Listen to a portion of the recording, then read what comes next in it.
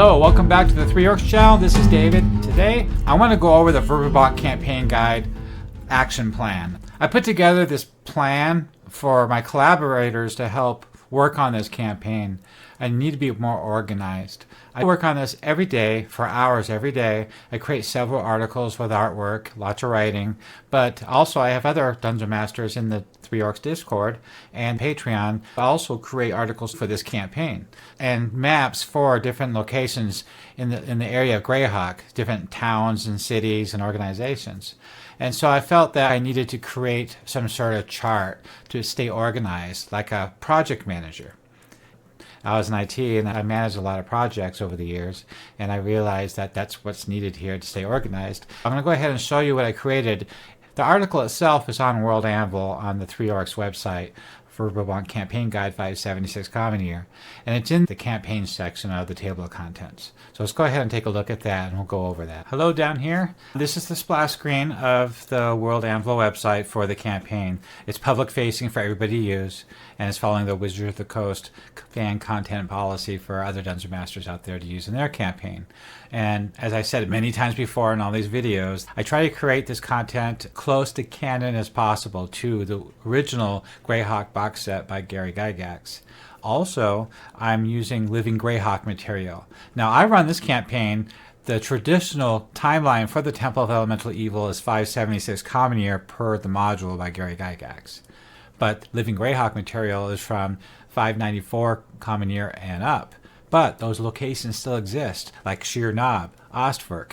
These towns and NPCs and organizations are still in the world, doesn't matter what timeline you use. This campaign is the splash screen for the website for 576. If you scroll down, you'll get to my county map that's interactive with clickable links to take you to those different towns. That's been developed already.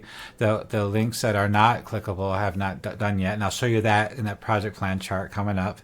If I scroll down to the World Codex, which is the table of contents on the left, if I click on campaigns, you'll see that this is a content container that I drop a lot of campaign type material in. This is the plan we're using to coordinate not only for people that are collaborating with creating content for the campaign, but also to show other members, other Dungeon Masters, other fans of Greyhawk, what we're doing, our current status. One of the reasons this is important is because there's a lot of Dungeon Masters running not only different timelines, but they're starting their campaign. I start my campaign off at the city of Verbobonc using the Living Greyhawk module called Noble Ambitions. And I work my players going south towards the village of Hamlet. The goal behind that all is before they get to Noble, they have to reach at least 5th level, or they're going to get slaughtered. Now, Noble has been ramped up, so there's 55 locations there with a lot of high-powered characters that wipe that party out. Now, it's not the way it is written up in the module. Gary Gygax stated in interviews and in the module they expected the Dungeon Master to expand it. To expand not only Noble, but the area around Noble, around the village of Hamlet, Noble, the Viscounty, the Gnarley Forest, and other outposts besides the Moat House. The reason you really need to do all this is because it'll help the players level up before they tackle the Temple of Elemental Evil. It should be pulling back layers of the onions as to get there, like a mystery. Who's behind all this? At the beginning of the campaign, all the players know that banditry is on the rise again, and it's a problem, but there might be somebody behind it. That's where the players come in, find that out, and eventually they'll find themselves going to Noble. So, now this is the campaign project plan that I use to keep track of things. Number one is the Viscounty. If you look at the chart for the Viscounty, you'll see that anything I assign to myself is 3 orcs. And on the left are clickable links. If I put my mouse over Sheer Knob, it'll pull up a mini article of Sheer Knob. And if you click on it again, it'll take you to the full article with all the sub-articles in Sheer Knob, like the buildings, shops, and NPCs. But on the left is all the locations, and on the right is the status of where we're at. Those locations you see at the beginning of this chart is what I've already done in the campaign. They're completed. That means all the NPCs, all the organizations, all the shops, all the buildings, all the leaders and military, it's all done. Now, in progress, I got some other Dungeon Masters listed that they're working on it, like Reinhurst, Woodstock, and Glory. And further down, I'm working on Dusuits Ford, Gallows Corner, Emride, and Anshan. Emride, by the way, is a town on the north end of the Viscounty, along the Verbobonc River. Scrolling down further is pending locations, who I have not assigned to anybody yet. Like Halagant is a great contributor. He's wrote a lot of Living Greyhawk material and Dragon Magazine stuff, and he's got a wealth of experience writing articles. He's actually helping out with the campaign when he can. He'll send me articles, and I'll use those for core information to help write the article. He's taken on Tristan, Oakham, and Theymouth. He keeps calling it Taymouth, but it says Theymouth, or they, and also Twilight Falls. So a lot of these locations were described in Living Greyhawk modules. We use that as core information to start with, like a base to work from, to expand it, to add more buildings and more things. Like every village needs at least an inn or a couple churches for different gods, things like that. A blacksmith, pottery, woodsman. If you scroll further down to the Gnarley Forest section, you noticed all these first locations have not been assigned to anybody yet. A lot of these locations are written up in Living Greyhawk. They just need to be expanded upon and get artwork done for them and maps. So organizations that I've done and have not done yet. A lot of these articles I've done already in my private site. I just haven't rewritten them for the new site because I have to add more artwork to those articles and rewrite them so they're better.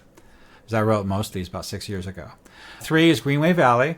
As you can see, Tolvar is half done, and there's also 4 more locations in Greenway Valley where all the gnomes live. The organizations are done, all the houses for the different gnomes, so that's kind of nice to have. It's good core material. It's core material lore for anybody writing up locations there. I started the first article for Dyvers, the meat of it, the history and location, geographic, economics, and the population, things like that. The base information like that. But all the different city districts have to be done and all the locations in those districts. Plus the different organizations and guilds that are there. They all have to be written out. And a lot of this information was already done from Living Greyhawk. It just needs to be rewritten. I can't copy and paste stuff from somebody else's work. I have to use it as inspiration to rewrite it and expand upon it. My belief is I try to stick to canon as closely as possible. I use Living Greyhawk material as inspiration to create more, to expand upon the world, not change the world. Adding a new village is changing the world, but not really. Those small villages we've been adding should be there since day one, but the box set doesn't cover that because it's more of a high-level view of the world. It only covers the capital cities, major roads, and major rivers and oceans. Those smaller towns, except for key locations like the village of Hamlet, have not been added to the base box set. Doesn't mean they didn't exist. They just haven't been keyed yet, and I got proof of that. If you go ahead and look at the old modules, that's what they did. They added these small towns to the World of Greyhawk in the module. That's where they came from. And that's the key to Greyhawk, by the way. Greyhawk is not an empty world with only high-level information about the world. People that like Forgotten Realms always say that about Greyhawk. It's not true. It's just a different way of doing it. What Greyhawk did was they relied on the modules to fill in and detail the location of the local areas of the world. So Dyvers needs to be done. There's a bunch of towns there. I created a new organization there. It's a brigand bandit gang collaborating with the Temple of Elemental Evil. So we have connections already to the city of Verbobonc. There's a noble and a rich merchant there working with the agents of the Temple of Elemental Evil. But we don't have any connections yet to Dyvers. And Dyvers is right down the street. It's really close. It's a logical, great location to get assistance from and the growth and the rise of the Temple of Elemental Evil. Just look at the organizations there, the Assassins Guild and Thieves Guilds. Of course they're working with them in one way or another. So I created this one organization based off another author's notes on an organization from the Dyvers. He originally wrote some Dyvers modules in Living Greyhawk era. So he sent me the Whisperers article, and I used that material to create a subgroup of them called the Crimson Reapers, and they're here to collaborate with the Temple of Elemental Evil, and they're staying at the Waterside Inn. Farther down is the Wild Coast. I start my campaign off at the city of Verbobonc, but other Dungeon Masters start their campaign off elsewhere. Traditionally, they always started the campaign right outside of the village of Hamlet and went there and spent the night and got rumors and hired the NPCs, and then went to the moat house. But I start mine at the city and work my way through Viscounty. All those towns are keyed, just like the village of Hamlet is. And they also have their own little mini quest too, and politics and things going on. Well, other Dungeon Masters like Joseph Block of Greyhawk Ragnar, he starts his campaign off in the Wild Coast at Narwhal and makes their way through the Gnarley Forest. Some Dungeon Masters will start their campaign off in Dyvers. That's why this all needs to be keyed, so that players can be from almost anywhere and get to the campaign area. Wild Coast, as you can see, has a lot of towns. In 576 Common Year, the Wild Coast is bigger because it's before the Greyhawk Wars, before the Pomars took over half of it. So these all have to be keyed. I started off one of them, Narwhal, here. It's in progress. I don't necessarily have to finish it myself. I just started it as a placeholder so it can be in the campaign. But I would like to have somebody finish that because that's a big city.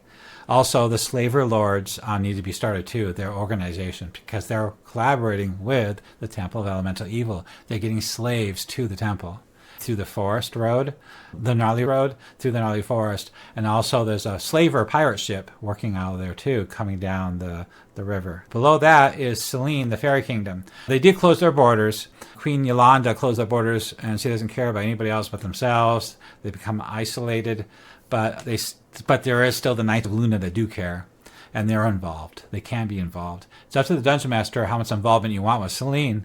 A player could be from there, so that I felt like that location needed to be done in enough way to use as a background or a place for players to go to or come from. Those were completed with the help of Halagant himself. He's got a lot of material for Selene, and he said he'll send me more as he develops more. There's a whole principality there with its own regions and cities and towns. So this is the way to stay organized.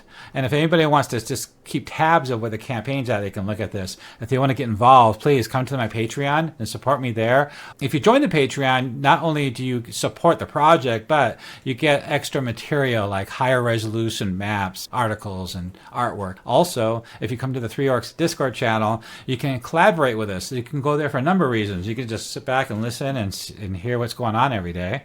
You can ask questions and we'll answer them.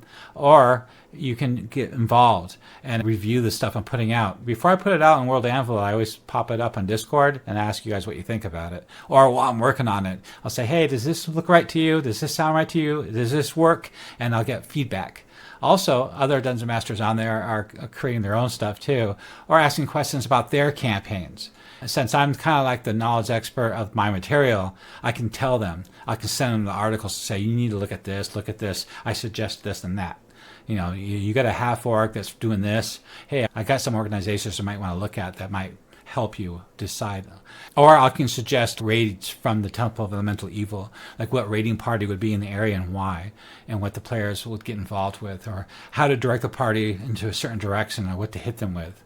I give them suggestions like that. I try to be as helpful as possible on the Discord, and I'm there all day long working on this stuff. It's almost like my full-time job.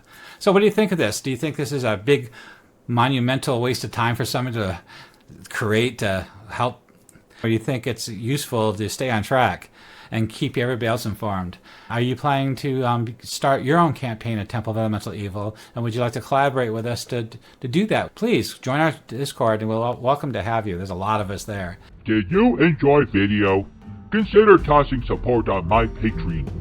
It's best way to support orcs. If you would like to see more content, subscribe and post comments below. It better not be bad. So thank you for joining me today, and I'll look forward to talking to you next week.